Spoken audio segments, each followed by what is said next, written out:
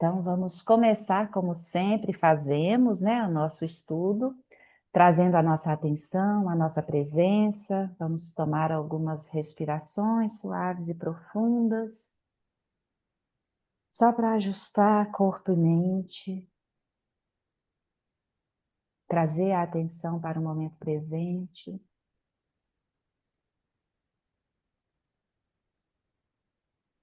E nesse momento, nos conectarmos com o Dharma, abrindo espaço no nosso coração e mente para ler, comentar, compreender e praticar os ensinamentos.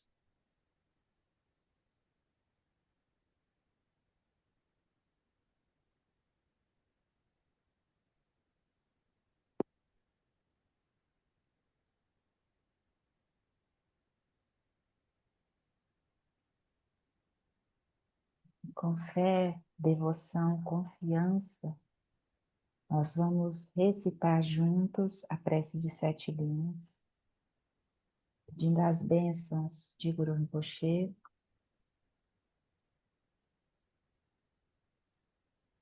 que abençoe nosso fluxo mental e nós possamos realizar a liberação completa.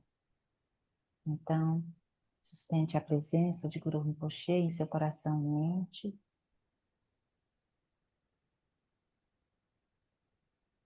Vamos recitar a prece de 7 linhas.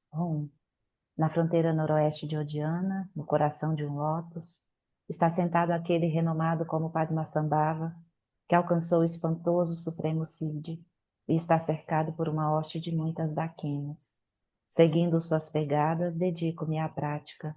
Por favor, aproxime-se e conceda suas bênçãos. Guru Pema Siddhi Hum. Orgen Yoge no Jansan. Pema Gesar Dompola, Yantsen Chogi Nyodruni, Pema June Jesudra, Kordu Kandro Manpeku, Keki Jesuda Druki, Jinji Lapchi Shetsu So, Guru Pema Siddhi Hum. Orgen Yogi no Jantam, Pema Gesar Dompola, Yatsen Chogi Nyotrupni, Pema June Jesuda, Kordu Kadru Mampefu, Keki Jesuda Druki, Jinji Lachi Shitsu So, Guru Pema Siddhi Hum. Estamos juntos, o refúgio Bodhicitta, no Buda, no Dharma e na excelente Assembleia da Sangha, até que alcance a iluminação, neles eu tomo refúgio. Através da minha prática das 6 perfeições, possam todos os seres sencientes alcançar o estado búdico. Sanje Chodan Sochi Chonala Jancho Bardo Dagni Chapsuchi Dagi Jinso de Pesonante Drola Pentir Sanje Drupacho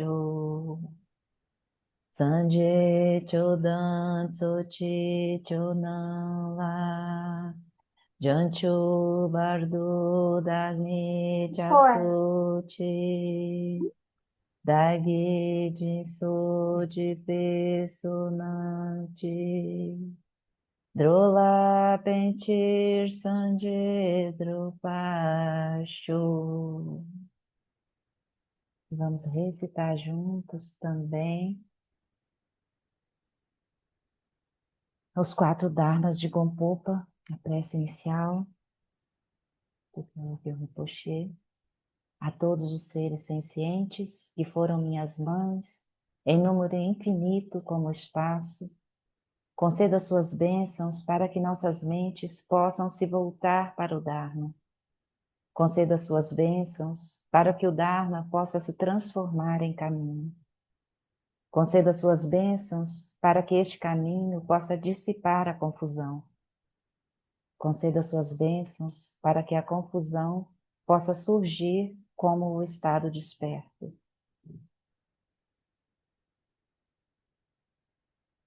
Assim, conectados, nossos mestres,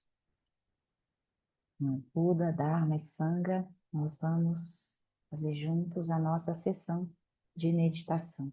Então, encontrem agora uma postura confortável para o corpo. Faça os ajustes que você precisar.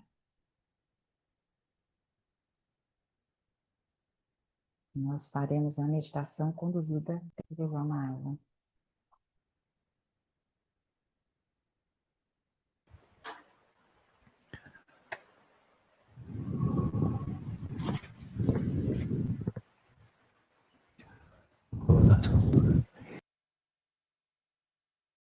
Então, um instante, gente, ele vai fazer um pequeno preâmbulo. A gente já vai entrar na prática. Eu vou deixar que ele fale com a gente sobre o que a prática propõe. In most practices of shamatha, try to release, get rid of thoughts like unwanted noise, sweeping away, sweeping, so we can get some inner quiet. Então, na maioria das práticas de shamatha, a gente procura se livrar, fazer com que os pensamentos se vão, para que a gente consiga uma qualidade de quietude, de silêncio. A gente tenta se livrar desse barulho. This inner quiet, inner silence is so much more peaceful than a busy mind. Esse silêncio interno, essa quietude interna é muito mais pacífica do que uma mente ocupada. And likewise, a person who is seeking to become an arhat, to achieve nirvana, finds samsara very noisy. Da mesma forma, um praticante que está buscando ser um arhat, atingir o nirvana, ele acha o samsara muito barulhento. And wants for nothing more than some peace and quiet. E ele não quer mais nada além de um lugar quieto. Free of the noise, free of the disturbance of samsara. Livre do barulho, livre das perturbações do samsara. Forever. Para sempre. But that's not the aspiration of a bodhisattva. Mas essa não é a aspiração de um bodhisattva. Which brings us back to the theme, very important theme. Stillness in the midst of motion. O que traz esse tema muito importante da quietude em meio ao movimento. While dwelling in Dhammakaya, the Buddha is active throughout all of samsara. Enquanto repousa no Dharmakaya, o Buda é ativo ao longo do samsara, em todos os lugares. So let's follow that shamatha right now. Então nós vamos seguir esse princípio, agora que nós vamos voltar à prática de shamatha.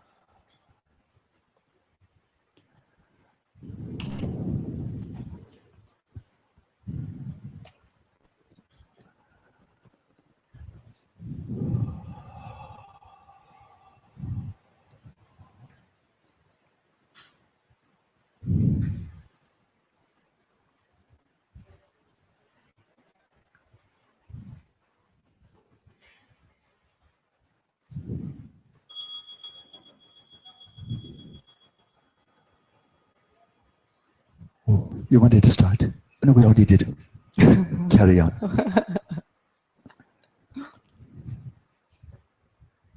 You hear the bell, let your first response, like a Pavlovian response, not be to salivate, but to relax.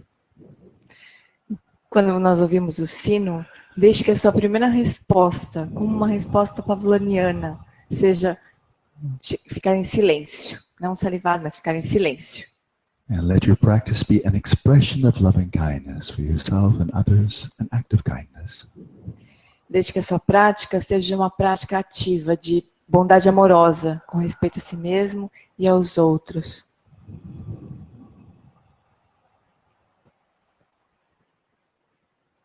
Letting your awareness descend into the body, settle it in its natural state, relaxed, still and vigilant. Desde que a sua consciência desça pelo corpo e estabeleçam no seu estado natural, relaxado, quieto e vívido.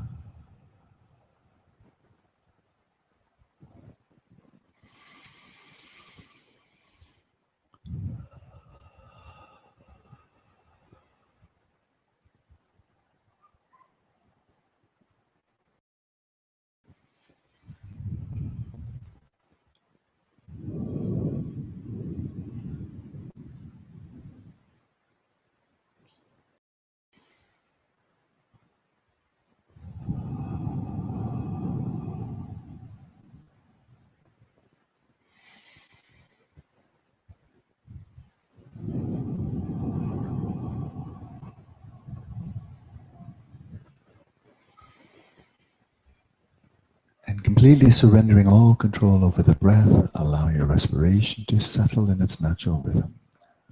E abra mão completamente do controle sobre a respiração e deixe que ela se estabeleça em seu próprio ritmo.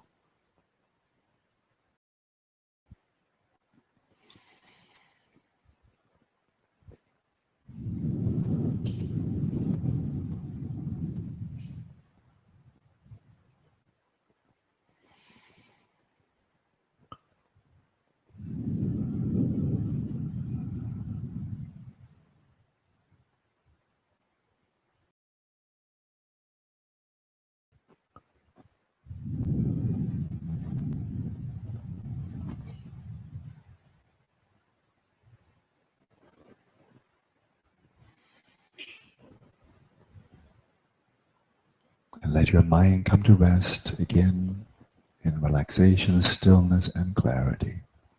E novamente, deixe que a sua mente repouse no estado de relaxamento, clareza e quietude.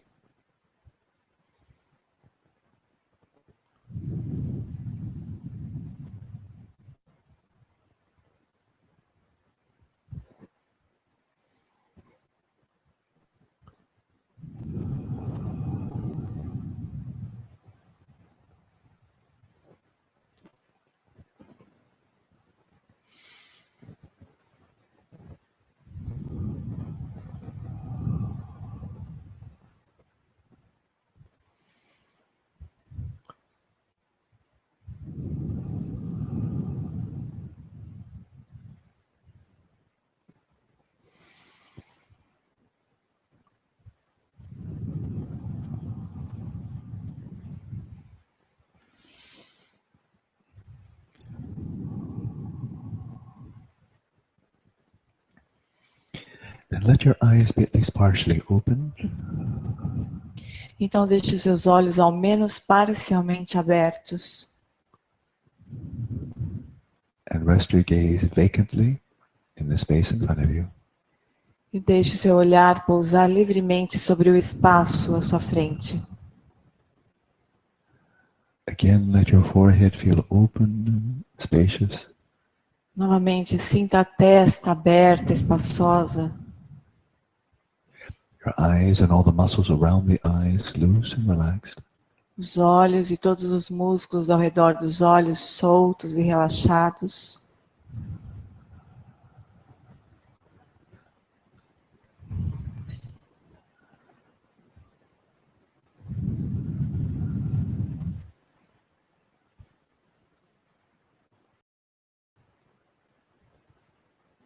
Now turn your attention out of 6 domains of experience, the 5 sensory fields and the field of the mind. Direct your attention single-pointedly to the space of the mind, the space in which thoughts, mental images, and other mental events take place. E agora volte a sua atenção para longe dos 5 sentidos físicos e foque de forma única, unicamente focado no espaço da mente, onde surgem pensamentos, imagens, memórias.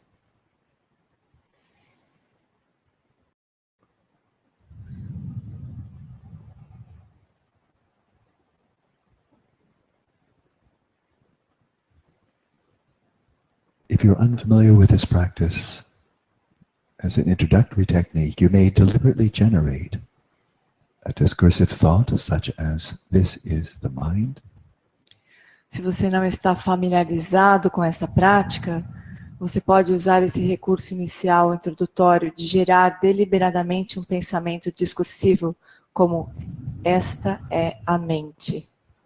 But instead of thinking about the mind, simply observe the thought. This is the mind.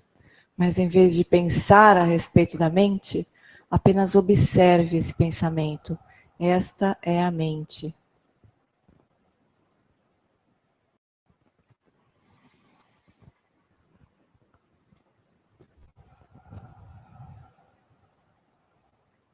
And when it comes to an end, simply rest, keeping your attention right where it was.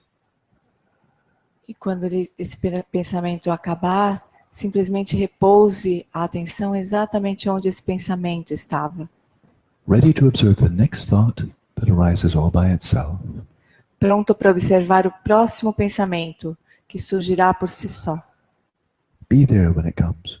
Esteja ali quando ele chegar. So as soon as it arises, you observe it. E dessa forma, assim que esse pensamento surgir, você o observa.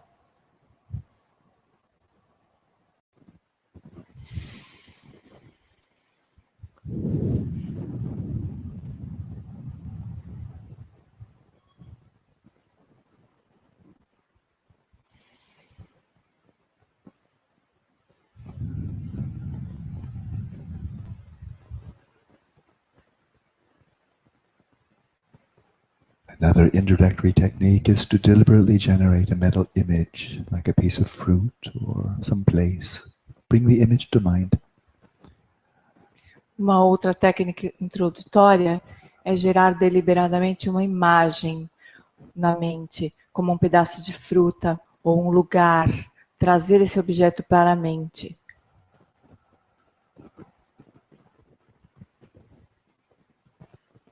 And when that image fades back into the space of the mind, keep your attention right where it was.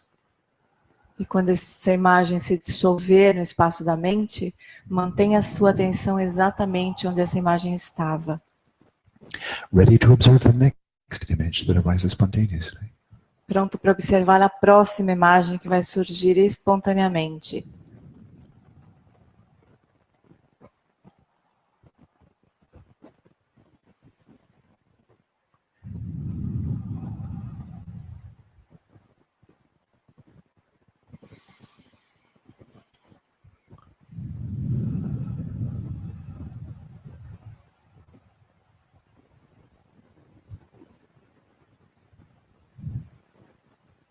You know your attention is focused on the space of the mind if, as soon as a thought arises, as soon as an image appears, you recognize it immediately. Você pode saber se a sua atenção está focada no espaço da mente, se quando um pensamento surgir ou uma imagem aparecer, você o reconhecer imediatamente. And why? Because you are already looking right where it will appear. Isso porque você está olhando diretamente para o lugar onde ela aparece.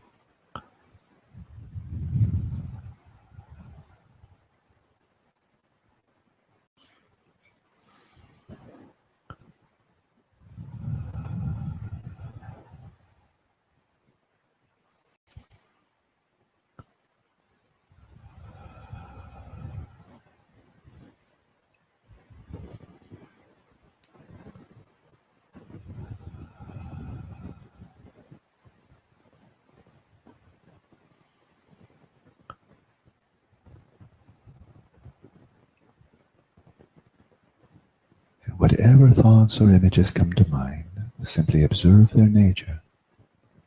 Seja qual for a imagem ou pensamento que surgir na sua mente, apenas observe a sua natureza, Without thinking about them, sem pensar a respeito dele, without appraising them. sem abraçá-lo, without identifying with them, sem se identificar com ele, without perpetuating them, sem perpetuá-lo, without terminating them. sem querer que ele acabe. Just let them be. Deixe que ele seja como é. And observe the nature from this perspective of stillness as the thoughts come and go. Observe-os a partir dessa perspectiva de quietude, à medida que os pensamentos vêm e vão.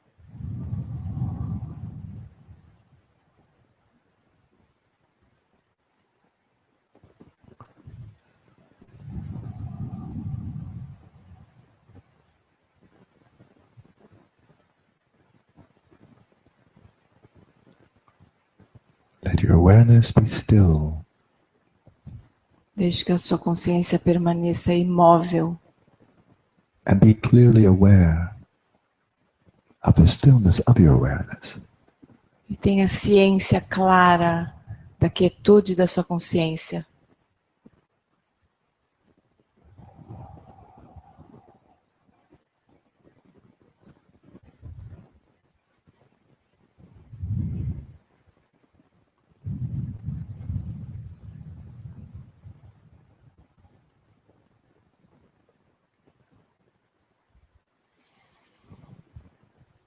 And with that foundation of awareness resting in its own place, clearly distinguish between the stillness of your awareness and the movements of the mind.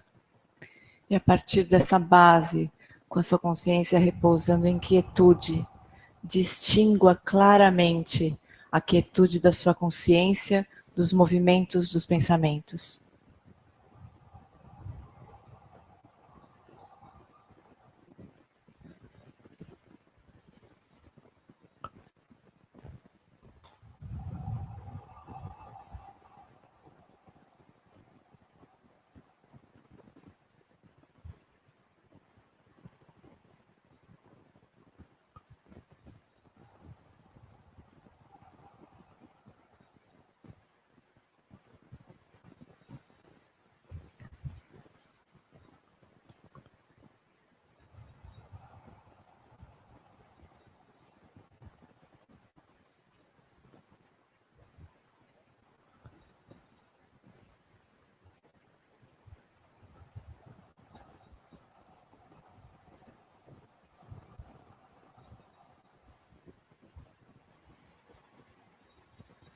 Let your awareness of the movements of the mind be non-conceptual, Deixe que a consciência dos movimentos da mente seja não conceitual, not caught up in thoughts or language, não aprisionada pelas palavras, pela linguagem, but directly knowing the nature of the thoughts and other mental events that arise, mas conhecendo diretamente a natureza dos pensamentos e outros eventos que surgirem.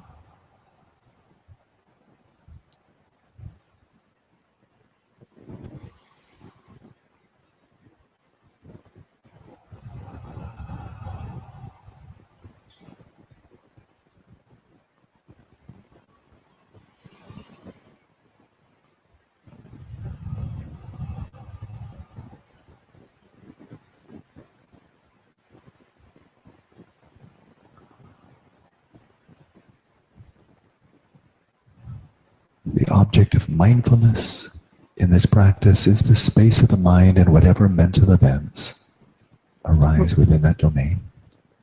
O objeto da atenção plena nesta prática é o espaço da mente e todos os eventos, todos os fenômenos mentais que surgirem nesse espaço.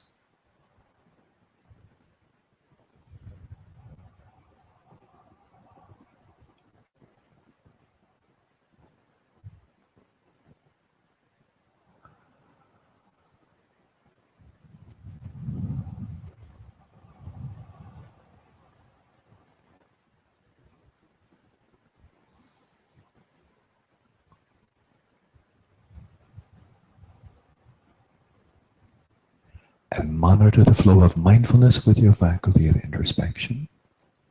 E monitore o fluxo da atenção plena com sua faculdade de introspecção.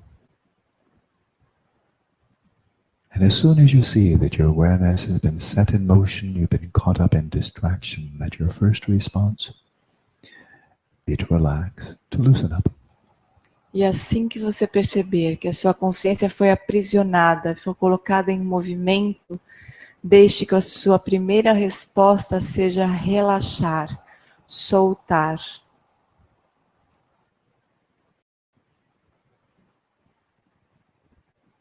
Relax, release whatever captivated your attention, and return to the meditative object.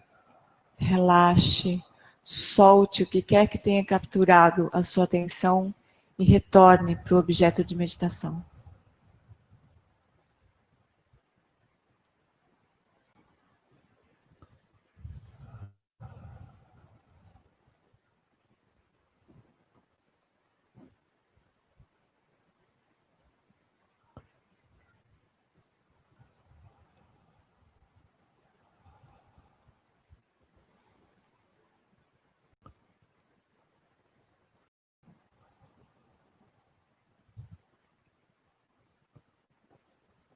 And when you see that you're spaced out, your mind is blank or vague, refresh your interest in the practice.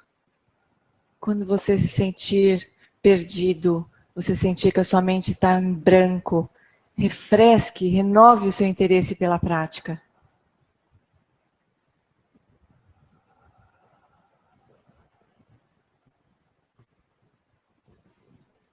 Refresh your awareness, restore your attention back to the meditative object, and retain that flow of mindfulness.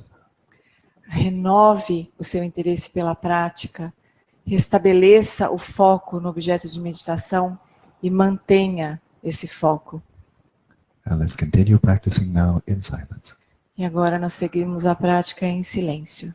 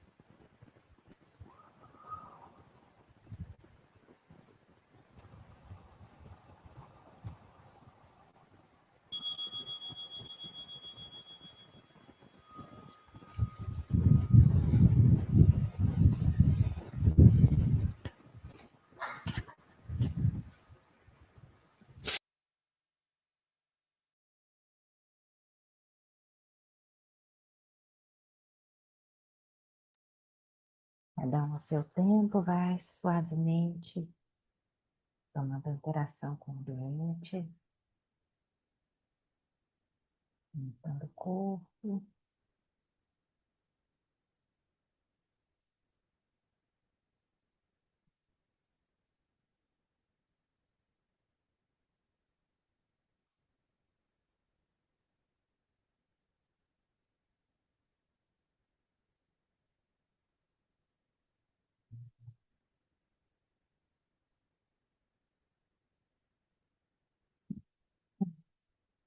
Na prática, a gente vai treinando essa possibilidade de não nos misturarmos, né, com os eventos da mente, com o que surge. É muito importante a gente desenvolver essa habilidade, porque é parte do nosso caminho de liberdade, né? De forma geral, a gente está tão misturado com os eventos mentais, com os pensamentos, com as imagens, com as emoções.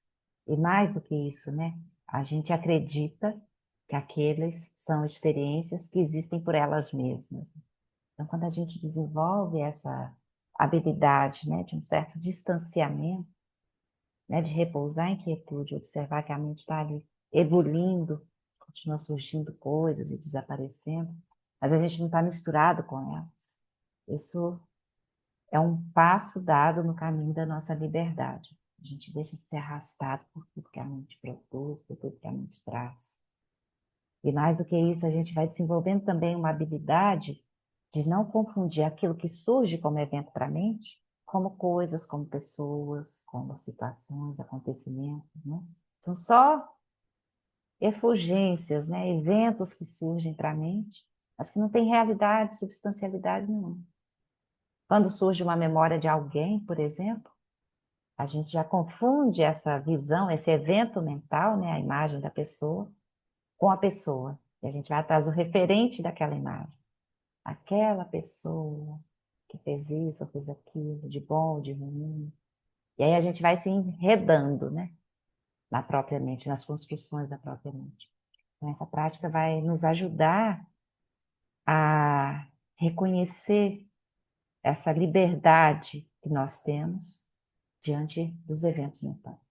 A gente repousa em quietude, na experiência de estar consciente, na quietude da própria consciência, que nunca se moveu, e observa a mente, trazendo cascatas de coisas boas e ruins. E a gente não vai junto com aquilo. Quando perceber que foi um pensamento tão agradável, foi embora com ele. A gente solta e volta. E aí a gente vai desenvolvendo essa habilidade. Soltar aquilo que nos aprisiona, as coisas boas e as coisas ruins. Porque esse também é o modo como o Bodhisattva age no mundo, né? Ele está se movimentando no samsara, mas ele mesmo está repousando na consciência primordial. Está fazendo tudo. Mas não está envolvido com o sofrimento e as loucuras do samsara. Né? Tem sabedoria, lucidez, liberdade. Então, a gente está treinando isso, de onde a gente está. Né? Quando a gente se move no mundo, é bem possível que a gente não esteja mais repousando em quietude, né? É bem possível que a gente esteja engajado com as coisas que a gente está fazendo. Que a gente ainda não desenvolveu esse potencial plenamente. Mas a gente vai treinando isso na meditação. E vai levando para o nosso movimento. Vez por outra, a gente se lembra quando está no movimento. Aí volta para a quietude, observa. Isso vai sendo um treinamento cada vez mais frequente, mais presente no nosso modo de ser e estar no mundo. Né? A partir do momento que a gente se familiariza com essa possibilidade na prática de meditação formal. Aí a gente leva isso com a gente. Então, esse é um treino de liberdade que a gente fez hoje. Vamos seguir para a nossa leitura. Alguém quer falar, reclamar, comentar? Fique à vontade. Se não, vamos seguir para a nossa leitura. Vamos seguir hoje falando de amor e compaixão. Lembra que a gente finalizou na semana passada com o videozinho do Eric nos falando, né, sobre o tipo da compaixão, da bondade amorosa, por todos os seres. forma incondicional. Então, hoje vamos ler aqui o que Chogyam Rinpoche nos diz sobre esse tópico. Lembrando que nós estamos aqui cobrindo esse capítulo sobre como ser o seu próprio protetor. Então, ele já vem nos dando alguns métodos para a gente desenvolver essa potencial, essa possibilidade de sermos os nossos próprios protetores, né? O primeiro foi que a gente precisa praticar continuamente, não só no nosso tempo de grupo de estudo, no tempo de meditação formal, mas isso precisa se estender para a nossa vida, a todos os momentos da nossa vida. Então, a prática é contínua. Enquanto a gente está acordado, desperto, e enquanto a gente está dormindo. O dormindo a gente vai desenvolvendo essa habilidade com o tempo, mas a prática é contínua, desde o momento que a gente acorda até o momento que a gente vai dormir, pelo menos por enquanto. A renúncia é o outro aspecto, né? O outro método que a gente vai usar para nos tornarmos os nossos próprios protetores. A gente renuncia a quê? Às causas do sofrimento. Aquilo que não nos apoia na realização do nosso desejo básico, do nosso anseio, da nossa aspiração. Falando a grosso modo, a gente renuncia às emoções perturbadoras, a tudo aquilo que é o movimento de samsara, a todos os equívocos, ignorância, delusão, desejo, apego, a gente renuncia a essas experiências que nos causam sofrimento. E os métodos, a gente viu na semana passada também, os métodos de desenvolvermos essa possibilidade de sermos os nossos próprios protetores, vimos as 6 sabedorias, ou as 6 paramitas, né? Generosidade, disciplina, paciência, diligência, concentração meditativa, culmina na sabedoria. E hoje nós seguiremos então contemplando esse outro aspecto, esse outro meio que nos ajuda a nos tornarmos um dos nossos próprios protetores, que é amor e compaixão. Então vamos seguir daqui. Amor e compaixão. Dentre todos os diferentes métodos descritos no budismo, o melhor é o que gera amor e compaixão. Na verdade, a compaixão é essencial. Muito poderia ser dito sobre compaixão, uma vez que há tanto para ser entendido.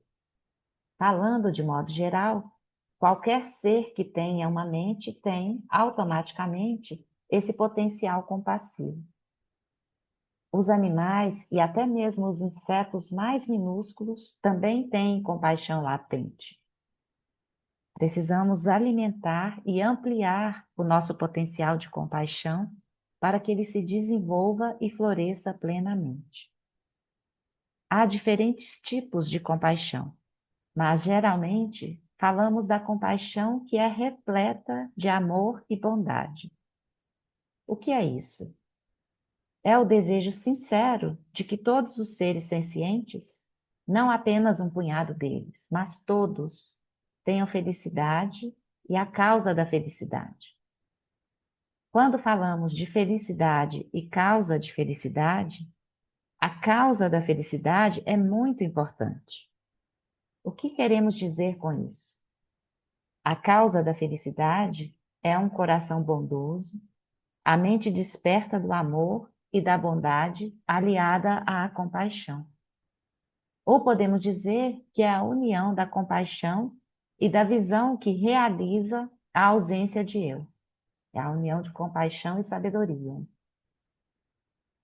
Tendo realizado essa unidade, que em si mesma é um coração bondoso e de onde surge toda a felicidade, qualquer pessoa é capaz de gerar amor e compaixão. Quando aqui a gente une, né, compaixão e essa visão que realiza a ausência do eu, esse é um aspecto muito importante, né? Porque enquanto a gente tiver esse senso de dualidade, como um eu aqui e um outro ali, a nossa compaixão ela pode ser um pouco seletiva ainda, né? Ela pode ser direcionada para aquelas pessoas que a gente gosta, aquelas mais ou menos, aqueles seres que a gente acha que merecem compaixão, e deixar de lado, rechaçar aqueles que a gente acha que estão fazendo muita besteira, então não merece tanto a nossa compaixão. Então, a compaixão dessa forma, parcial, ela não é plena, né? É bom, claro, mas não é plena. Então, quando a gente realiza a ausência de eu, não tem separatividade, não tem dualidade, não tem um eu aqui que faz algo de bom para o outro lá fora, ou um outro lá que merece ou que não merece. A realização da sabedoria é um elemento que torna a compaixão realmente imparcial, equânime.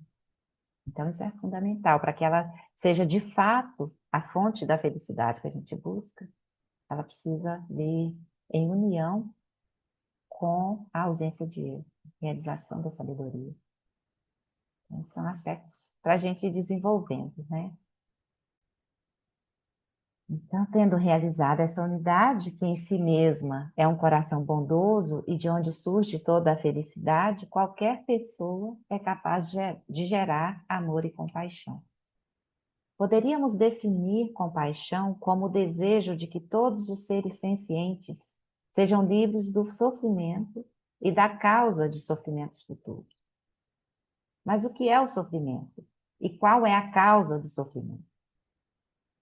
Comumente falando, o sofrimento pode ser resultado de uma doença física ou de pensamentos negativos que abrigamos na mente. Podemos resumir os aspectos negativos da mente em raiva, apego e delusão. Dentre eles, a verdadeira causa da infelicidade e do sofrimento é a delusão, pois sob a ação desse estado de ilusão, deixamos de reconhecer o estado natural da mente. Falhando em reconhecer o estado natural, ficamos absolutamente convencidos de que todos os fenômenos ilusórios que vivenciamos ao longo do dia existem e consideramos aquilo que é impermanente como sendo permanente. Com base nessa falta de entendimento, nos apegamos às coisas e desenvolvemos todos os tipos de emoções aflitivas. Se realmente quisermos entender a verdadeira causa do sofrimento, devemos entender que a causa é a nossa perspectiva equivocada, que não reconhece o estado natural.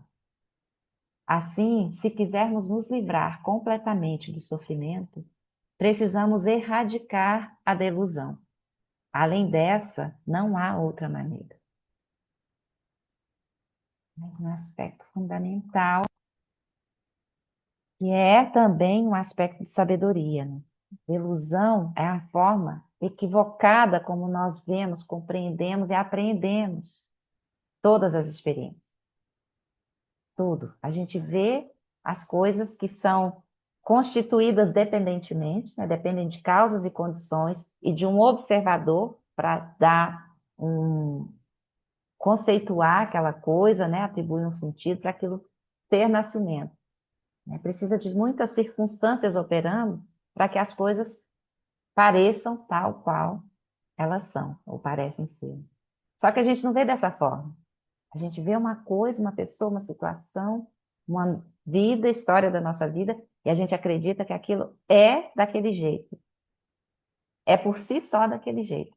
A gente não consegue perceber essa relação interdependente de causas e condições operando, e de um eu observando e conceituando, né, dando sentido àquilo, que faz com que aquilo surja como que parece ser. Então, quando a gente tem esse equívoco de base, é possível que a gente sofra, né, que aquilo gere um sofrimento. Outra forma da delusão, a gente apreende as coisas como sendo permanentes, não reconhece esse estado de fluxo das coisas. E aí, quando a gente imagina que é permanente, qualquer vento que bater e tocar aquilo e mover, a gente vai sofrer. Só que isso é tão presente em nós que a gente não consegue perceber que isso é uma delusão, é uma compreensão equivocada das experiências do mundo. Então, quando a gente vê isso dessa forma, aí está uma raiz de liberdade também, um elemento de sabedoria. Essas são as verdadeiras causas do sofrimento, essa compreensão equivocada de todas as experiências. Quando a gente realiza isso, a gente está livre do sofrimento. Aí a gente vai E a tentando. meditação, A meditação que a gente fez hoje tem tudo a ver com isso, né? É exatamente isso. Então, uma Não, muito coincidência interessante. boa, né? A gente está seguindo gradualmente isso. Maravilhosa, maravilhosa. É. Então, isso traz para a gente, a prática vai trazer, como eu disse lá no início, depois da prática também, traz para a gente esse espaço, né? Diante daquilo que está sendo visto, imaginado, reconhecido, percebido. Então, a gente vê um espaço entre essas coisas. Aí a gente vai combinar mais adiante, noutra experiência. Mas, por enquanto, isso já é um grande ganho, né? A gente não está misturado e vendo tudo dessa forma enganosa, equivocada. A gente está observando de longe. Aí, daqui a pouco a gente vai reconhecer na prática também, lá mais adiante, que não há separatividade entre aquele que está observando e aquilo que está sendo observado. Vai ser a culminância mais lá para frente que a gente vai observar isso. Então, essa é a raiz do sofrimento. A delusão é a raiz do sofrimento. Delusão, ignorância, desejo, apego, tudo isso. E aí, a gente reconhecendo isso, a gente corta pela raiz. Então, quando nós desejamos, na prática de compaixão, que nós e todos os seres sejamos livres do sofrimento, desse sofrimento físico, mental, de qualquer tipo de sofrimento. E mais do que ser livre do sofrimento, que a gente consiga se libertar das causas do sofrimento. Das causas verdadeiras, profundas, que são essas, né? A delusão, que vem junto de ignorância, desejo e apego. As três raízes do sofrimento maior. Então, é esse o nosso desejo. Né? Todos os seres sejam livres das causas do sofrimento. Que todos possam ver a realidade como ela é. Não com essa lente ou esses véus, né? Que obstruem a nossa percepção da realidade. Tudo bem até aqui? Hoje eu vou tentar falar menos, mas vocês hoje podem falar mais também. Vamos seguindo, então. Aline, Sim, quem é? Aline, Cris. eu tenho um amigo que ele uma vez definiu a delusão tão assim, de uma forma que me fez tão entender tão facilmente, porque ele falou assim, quando você vai ver um mágico, você sabe que aquilo é uma ilusão, né? Então ele serra a mulher ao meio, tal, você sabe que é uma ilusão. Agora, a delusão é quando você vê ele serrando ao meio e acha que é verdade, que a mulher está sendo cerrada ao meio. Isso é a delusão. Eu achei tão interessante, né? Essa Exato, definição, né? exato. É muito maravilhoso. E é isso, né? Você acredita realmente. E defende o seu ponto de vista com unhas e dentes. E aí, quem é contrário a essa visão, a essa percepção, não presta. E quem vê dessa forma, aí são seres maravilhosos. Então, a gente vê como uma visão vai gerando esse aspecto também de separatividade, né? De quem merece, quem não merece, quem é perto, quem é distante. Tudo, essa é a raiz, né? Então, isso é muito importante a gente perceber. E a gente tem material para treinar, basta a gente querer olhar, né? Lembrar de olhar quando a gente está enganado, né? Pensando que a mulher está cerrada de verdade, né? Então vamos seguir, então. Se treinarmos o tipo de compaixão que aspira que todos os seres, opa, se treinarmos o tipo de compaixão que aspira que todos os seres sencientes, sem exceção, sejam felizes e tenham a causa da felicidade, e sejam livres do sofrimento e da causa do sofrimento, então será muito difícil termos raiva, orgulho, ressentimento ou sermos competitivos. Todos esses estados mentais negativos tenderão a diminuir até desaparecerem por completo. Porque esses estados mentais afetivos, né, a raiva, o orgulho, o ressentimento, essa competitividade, elas surgem dessas emoções afetivas, dessa delusão de base, né? Surge de desejo, apego, que vem trazendo aversão também, da ignorância. Tudo isso surge desse lugar. Então, quando nós treinamos verdadeiramente na vontade amorosa e compaixão, dessa forma, esses estados mentais afetivos diminuem. Porque nós mesmos reconhecemos em nós essa possibilidade de cultivar as causas da felicidade genuína e a possibilidade de nos libertarmos realmente das causas do sofrimento. Então, quando a gente se liberta das causas do sofrimento, a gente está se libertando de delusão, ignorância, desejo, apego.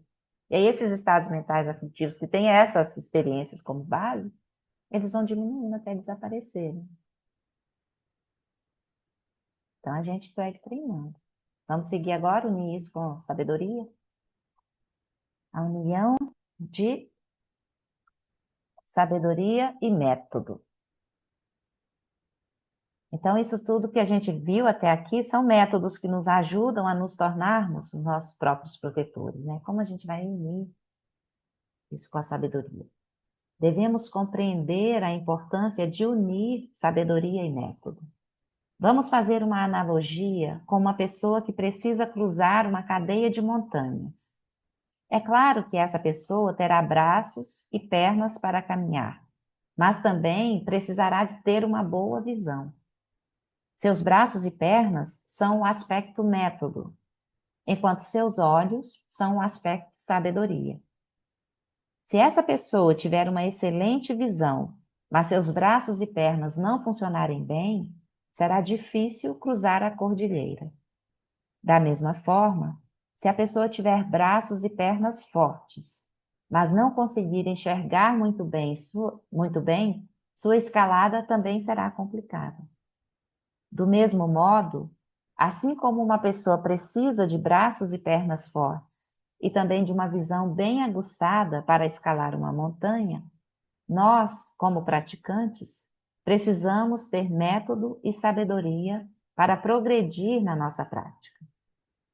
Tradicionalmente, é dito que há 3 tipos de sabedoria.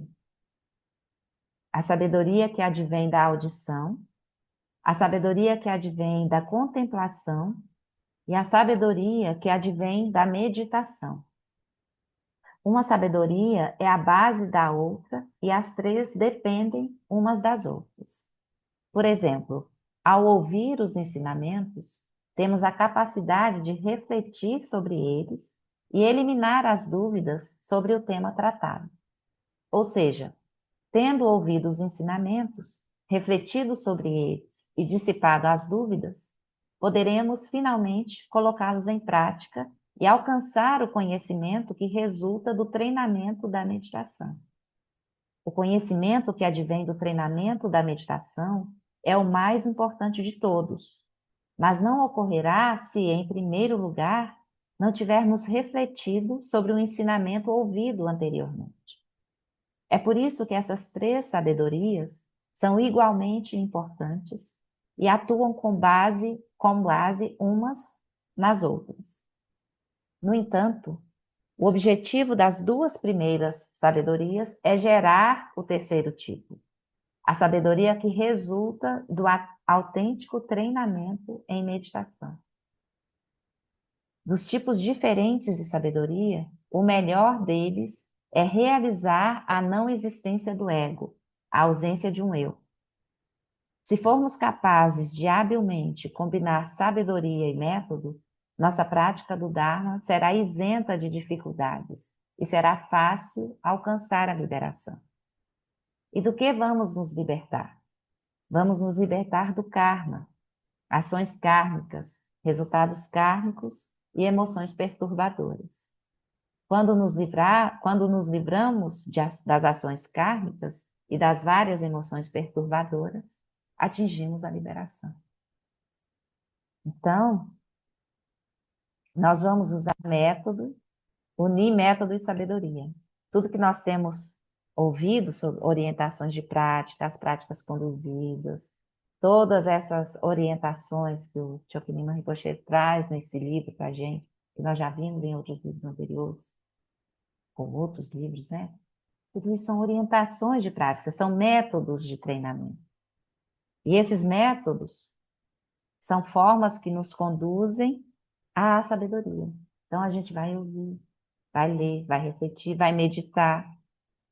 E na meditação, a gente tem essa realização da experiência de não eu, né? De ausência do eu, de não dualidade, a liberação completa.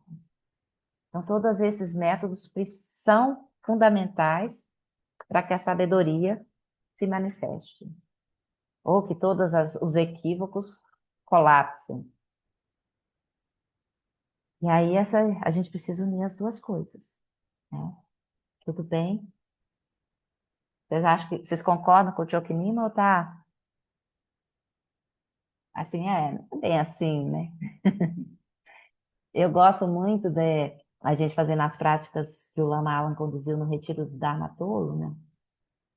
Eu gosto muito desse retiro e tem uma parte dele que do John Limpa fala, assim, que eu acho que tem muito a ver com essa experiência da realização da sabedoria. Acho que não tem, né?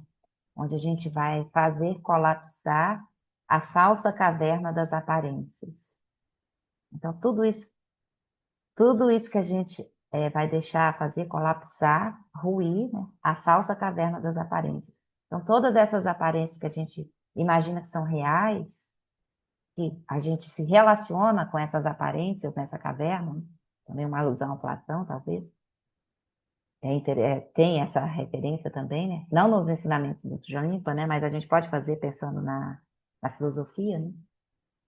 Então, quando a gente reconhece que nessa caverna tudo que a gente está se relacionando são falsas aparências, não são reais, né? Elas dependem do como a gente está vendo aquilo, entendendo? Quando a gente deixa isso colapsar, o que fica? É no que fica que a gente repousa. Então, isso uma coisa interessante. Eu gosto muito dessa passagem, ela me marcou muito porque foi um insight, assim, sabe? Quando eu ouvi e vi e repeti a prática milhões de vezes. Então, acho que para cada um de nós vai ter prática que vai pegar e fazer um sentido, assim, né? Vai dar esse insight. Essa, para mim, essa fala de Tudio Limpa é bem marcante para mim, nesse aspecto do desenvolvimento da sabedoria, ou na descoberta, né, da nossa natureza essencial. Sim, Aninha, o Paulo. Na tentativa de descoberta, né? Porque ainda não descobri, ainda tem muita coisa por cima dessa natureza. Hoje eu li um trechinho de uma fala do Lama Santen, e ele com aquele bom humor maravilhoso dele, falando sobre um torcedor do Grêmio, né? Que para ele o Grêmio, né? Até tinha um adesivo lá que ele viu que dizia Grêmio, o campeão do planeta. Então, aí esse torcedor do Grêmio precisaria se convencer que para parar de sofrer era só ele deixar de torcer pro Grêmio, mas desistir de torcer pro Grêmio é o ponto difícil, né? Isso. Achar que o Grêmio não é real, que aquilo é só uma criação mental, é... Então eu achei muito bem humorada a maneira dele colocar É, isso. Ele é lindo demais, Lama Santa, e ele traz esses exemplos assim que é muito claro, né? O negócio está na nossa cara ali, com esses exemplos dele, é muito fantástico. Porque é isso, aí né? você É veja a importância dessa meditação, a importância da meditação de hoje, porque se você não conseguir perceber que tem uma consciência, né, uma quietude em meio ao movimento, você não consegue, porque aí você vai trocar uma crença por outra, né? é, Não é, mas tem que ir mais no, né? Realmente tem que ver que existe algo quieto em meio aos movimentos. E que movimentos são esses? Você começa a ver os movimentos, né? é. Essa meditação que você deu hoje, mas para mim foi a base, assim, que acho, mas, sabe? Mas toda hora eu tenho que voltar nela, porque toda hora eu estou me perdendo, né? É, Mas ela é a chave, até por deixar torcer para o Grêmio, por exemplo, é a chave, eu preciso perceber que tem algo parado aqui dentro, algo consciente parado, e meus movimentos, né? Esse é de onde eu posso começar, né? Eu não, né? Onde se pode caminhar. É muito lindo essa meditação, para mim para mim é também fantástica. é. E é fantástica porque também ele é a base das meditações analíticas, né? Porque se a gente não tem essa liberdade de reconhecer essa quietude, esse movimento, e como isso que se movimenta nos arrasta e é condicionado por impulsos internos, né? Na hora da gente analisar a natureza de tudo isso que surge, tudo isso que é percebido, que é sentido, como torcer enlouquecidamente por um time de futebol, fazer loucuras, de onde que vem tudo isso? Se não tiver esse distanciamento, a gente nunca vai conseguir olhar profundamente e reconhecer que isso não tem a força que a minha própria mente dá, porque, né, que esse eu emprega naquilo. E movido por essas loucuras, né, as pessoas fazem loucuras mesmo. Torcer, enfim, tá tudo bem, né? É um engano, uma ilusão, mas tá tudo bem. Agora, além de torcer, são capazes de guerrear uns contra os outros, né? Torcidas, rivais. Olha a loucura que é. A mente operando e fazendo essa loucura, construindo esse sofrimento. Ô, Aline, o mais legal desses ensinamentos que eu acho é essa possibilidade de você poder continuar torcendo, sabe? Isso. Mas de uma forma mais aberta e ampla e se alegrando quando o outro ganhar também, sabe? Mas existe essa possibilidade. Então não é falar não para isso, eu não vou torcer nunca mais. Você pode torcer. Isso que é mais legal. Você pode torcer com essa consciência aberta. Isso é E ser fantástico. feliz com e ter essa alegria do time ganhando, sentir uma sensação ruim quando perde, mas você tá vivendo. Eu acho que você tem essa possibilidade de ampliar as emoções ali, né? Isso. Obrigada, Simone. Exatamente. Não é que a gente vai negar as experiências, né? Mas só que você não está arrastado por elas dessa forma condicionada. Maravilhoso quando ganha, sente a alegria. Uma tristeza quando perde, sente a tristeza. Porque é assim, quando a gente reconhece a natureza de fluxo, né, das coisas, a gente não vai só ganhar. O time não vai só ganhar. A gente não vai estar só feliz. A gente não vai estar só saudável. Uma hora vai estar triste, tem hora que vai estar doente, tem hora que vai estar isso, aquilo. Então, quando tem essa liberdade, a gente vai experienciando todas as coisas. Mas não tem apego a nenhuma delas, né? Não tem fixação a nenhuma delas. É Nem simplesmente aversão, né, nem Aline? aversão.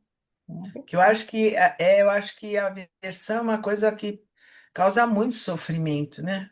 Sim, sim.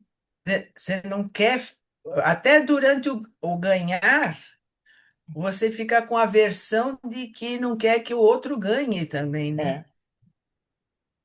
Vem juntinho, né? O apego e a aversão são os contrapontos, mas eles estão juntos. É uma. Então, tudo isso é raiz de sofrimento. É a tudo isso que a gente renuncia. É essa liberdade que a gente cultiva quando a gente reconhece a nossa natureza livre. Essa ausência do eu. Libera das delusões. Reconhece. Quando a gente olha para isso, como a gente está fazendo aqui, a gente reflete sobre isso. Parece que isso faz sentido. Se a gente observa enquanto estamos discutindo, a gente consegue perceber. Ah, é verdade, olha que loucura. Mas daqui a pouco a gente está aí de novo, sendo levado nessa onda. Aí a gente para um pouquinho, senta na prancha no meio do oceano e tá tudo, mas ainda assim eu tô aqui, vendo isso tudo. Daqui a pouco a gente cai no mar de novo, e aí vai, né? Até que chega uma hora que a gente senta na praia. E até a hora que a gente Ver a percebe que é experiência como experiência, né? como Ver a experiência experiência. somente como experiência. Somente como experiência. Exatamente. Também tem uma metáfora que eu acho bem interessante, eu não lembro exatamente, vamos falar, mas é aquela que diz assim que a gota de água no oceano, né? Ela é água e parte do oceano, seja ela uma onda quebrando na praia, ou seja ela lá no meio do oceano. Não tem diferença. É uma coisa só. E a gente é assim também. A gente todas as experiências estão manifestando, mas isso a gente não é nenhuma delas. Então a gente só experiencia esse fluxo que vem, que vai, mas não se fixa, não se cristaliza em um deles, né?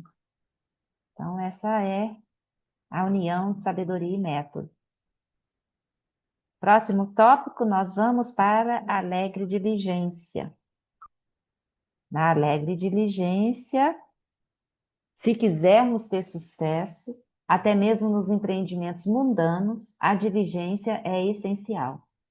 No nosso caso, devemos ter uma alegre diligência que se fundamenta em renúncia, compaixão e confiança. Se tivermos esse tipo de diligência, então, como praticantes, não passaremos por dificuldades, nem vamos nos cansar da nossa prática do Dharma. Na verdade, se formos tomados por esse tipo de diligência, seremos naturalmente compassivos, apreciaremos o estado natural e renunciaremos automaticamente aos aspectos negativos da nossa mente.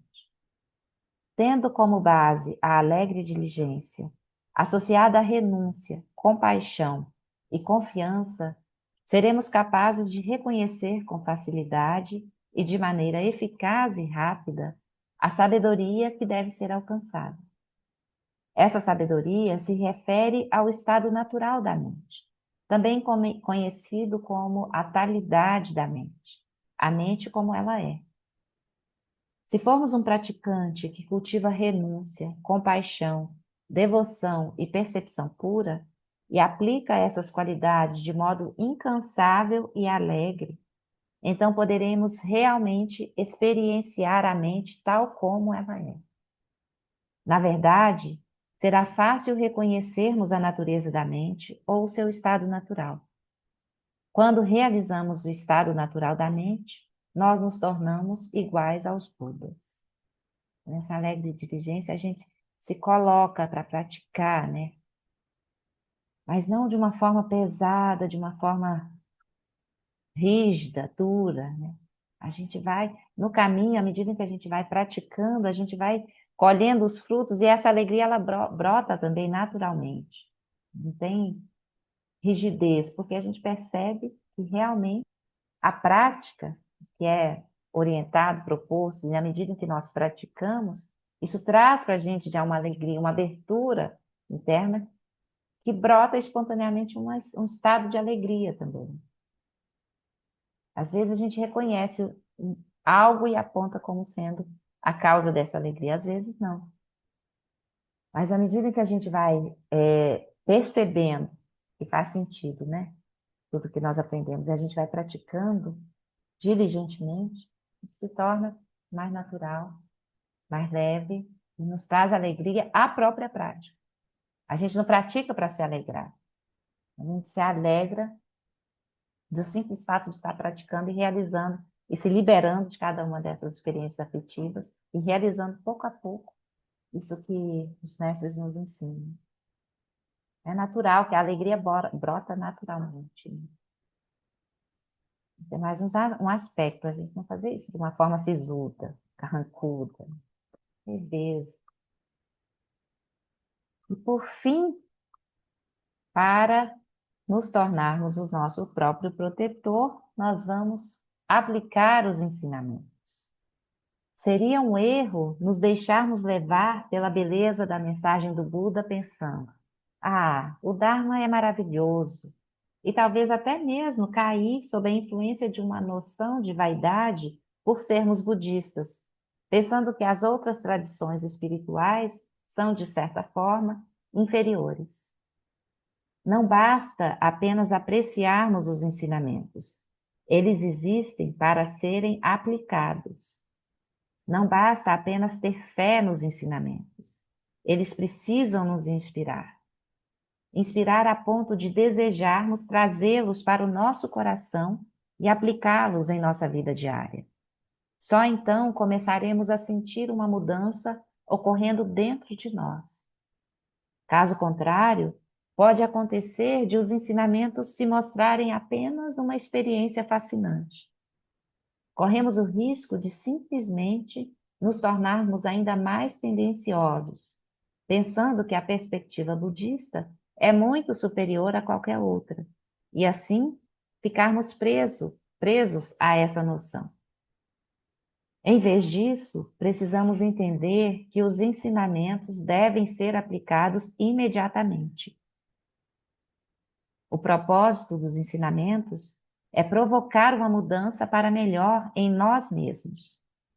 Como o Buda disse, posso mostrar-lhe o caminho para a liberação, mas adotar esse caminho ou não depende só de você. Seja seu próprio protetor. Traduzido por Thomas Doctor em junho de 2009 e editado por Jamchu Kandro. Então, a gente precisa aplicar os ensinamentos. Essa é uma questão muito presente cotidianamente no budismo. O budismo, ele é prática, não é teoria. A gente é praticante budista, não é budista em termos teóricos. Ele é necessariamente prática.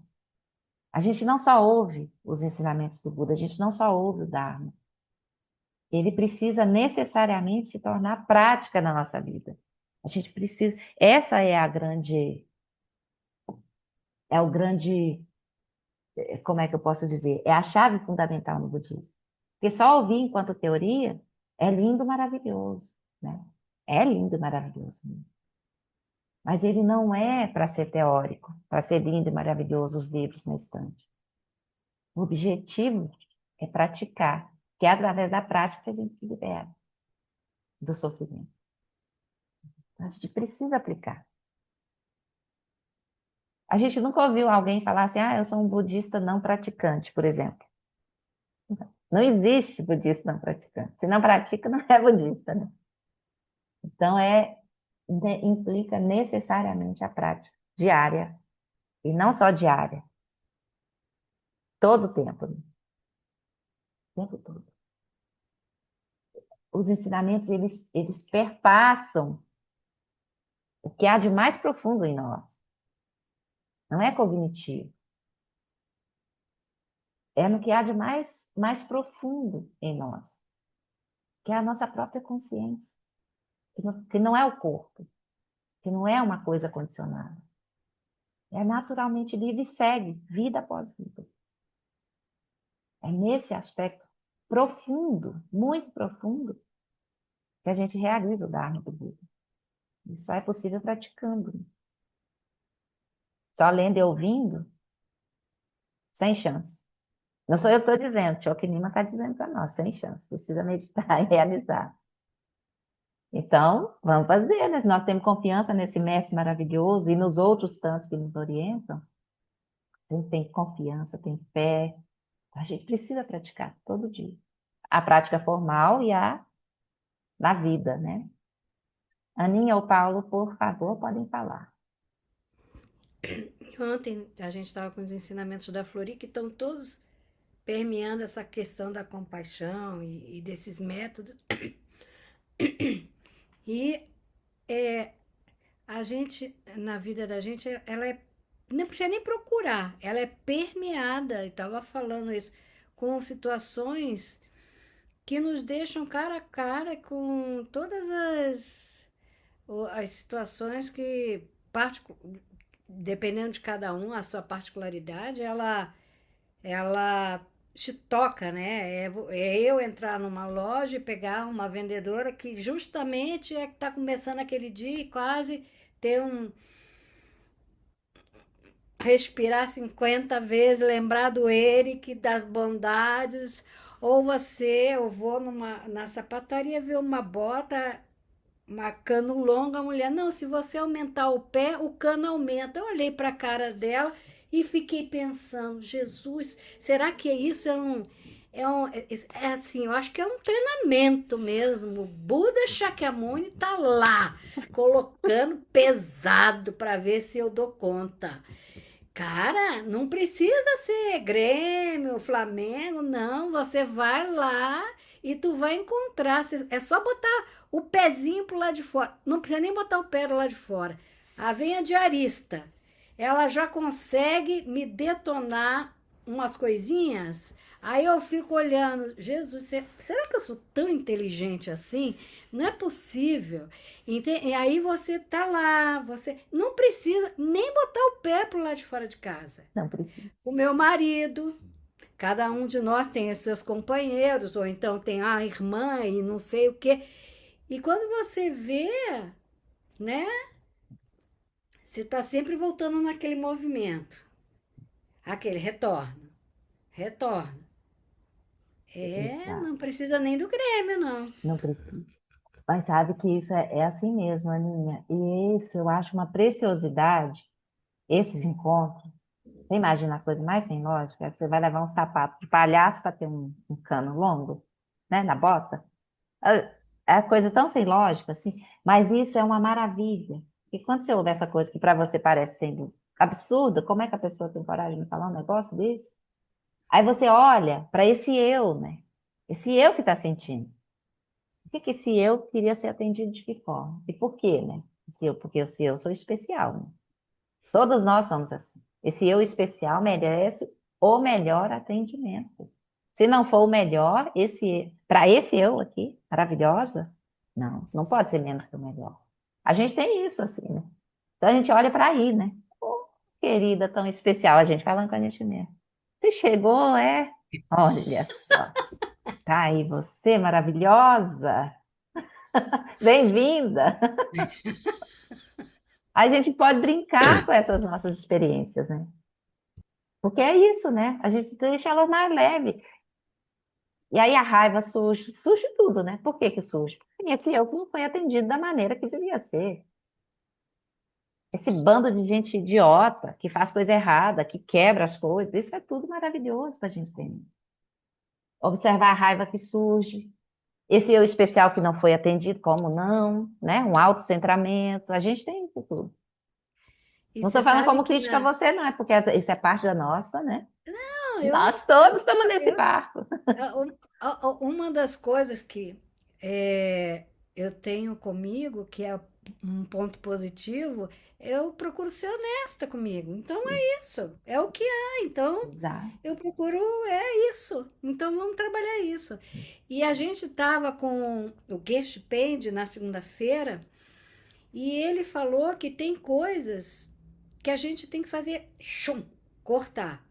E tem outras que são tão fortes que você não corta, você deixa ela lá no canto assim, sabe? Lidando de forma diferente, porque talvez ela possa ser tão, isso, possa ser tão violento que isso pode trazer algo que você nem sabe, entendeu? Então é interessante você receber essas dicas, essas maneiras Sim. de você lidar com coisas que a gente pensa até que sabe muita coisa, ou sabe uma boa parte das coisas, mas não sabe, não. Exato. Porque se eu fico pensando quando eles. Eu já não acreditava em fantasma, hoje em dia eu acredito em naga, em isso e aquilo. Você assim, meu Deus do céu, né? Então tem muita coisa que, na verdade, os canais. O que são esses canais todos que entope, explode por dentro, né? Antes eu só tinha o fígado, pâncreas, tinha uma bexiga, agora tem canal por todo lado, entendeu? É complicado isso. É difícil mesmo. Mas isso é difícil de entender, porque é muito detalhe também, né? São muitos detalhes. Mas a gente ouve, ainda que não tenha uma realização daquilo, uma compreensão clara, mas isso faz sentido, né? Faz sentido. E essas orientações são maravilhosas, né? Receber orientação de diferentes professores, de diferentes mestres, que eles trazem dicas que às vezes uma coisa que a gente precisava ouvir, que a gente não tinha captado do outro, não que o outro não falou, mas falou de uma outra forma e a gente não era o momento também. E ainda tem esse aspecto, né, Aninha, né, pessoal, que tem um tempo, a gente não consegue a liberação assim, instantânea. Nós, não, né? Nós não conseguimos. Conseguir, estava todo mundo aqui. Então, é um tempo que vai levar, que a gente leva, para conseguir perceber e liberar tudo isso. E existe karmas, né? Condicionamentos e karmas que a gente nem imagina. Então, não tem como negar, não, a gente não vai negar, está aí presente. Fazer as pazes com essas experiências, né? Também. E ainda tem um outro aspecto, tem muitos aspectos, né? Eu vou falar mais duas coisas sobre isso, Aninha. Um é que nem precisa gente para trazer, despertar isso na gente. Não precisa nem ir lá fora e nem receber ninguém em casa. Às vezes está em retiro, sozinha, né? Quem já passou por retiro de meditação solitário, pode falar isso, Marcelo. Talvez, já, não sei se Simone também já fez, ou tal, tentadinha. Você está lá meditando dias, sozinha, no meio do nada, de repente, sua mente traz um fantasma, um zumbi maravilhoso de 3.000 anos atrás. 3.000 não, né? Normalmente eu pelo menos, lembro mais dessa vida. Mas tem um movimento, umas forças kármicas que operam e aquilo brota. E a emoção brota junto. Então a gente nem precisa de nada, nem de ninguém. Nossa própria mente se encarrega, às vezes, de trazer essas questões todas para a gente olhar e treinar. Maravilhoso. Surgiu a oportunidade de praticar. Aí a gente pratica. Então, esse é um aspecto que eu ia comentar. O outro eu esqueci, então não era importante.